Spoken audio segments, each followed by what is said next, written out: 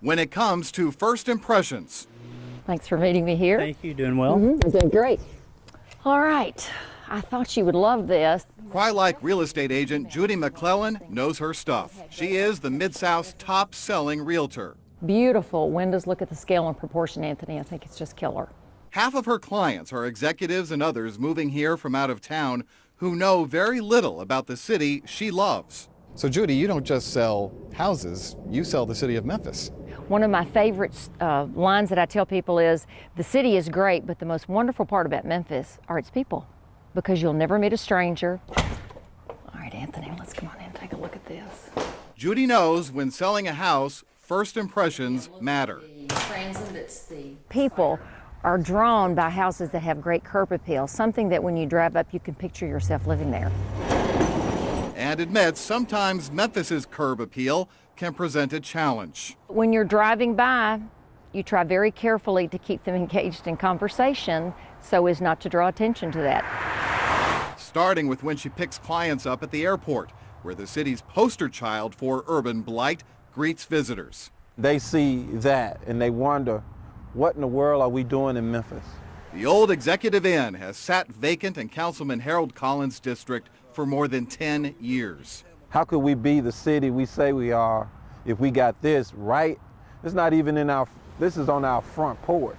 In June of last year, we caught tourists from Las Vegas who actually stopped to take pictures, figuring the still visible curtains, room keys, and furniture must be due to a bad storm. We just assumed it was something that came from a tornado.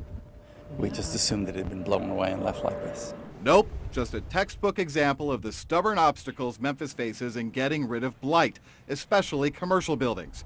At least now the hotel's first floor is boarded up, but the eyesore remains. Out-of-state owners still owe $250,000 in back taxes. Right now, they always stay one step ahead of us. Mayor A.C. Wharton campaigned on removing Memphis blight. Frustrated, he's doubling down on the fight. He'll double up on his report. WREG was the only TV station allowed access to his new monthly E-Team War Room.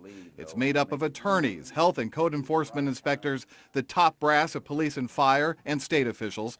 The mayor says having everyone gathered at once allows for a more relentless pursuit of problem properties.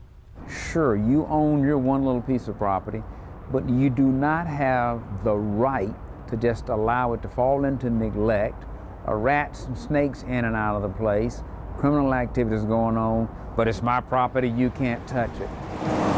The mayor's E-Team is well aware of two other eyesore properties at our front door, like 271 Alston, an old Best Western hotel. It's the first building welcoming 50,000 motorists every day as they cross the I-55 bridge into Memphis and Tennessee. Nothing's pretty about it, not even the for sale sign. So why isn't it considered a public nuisance?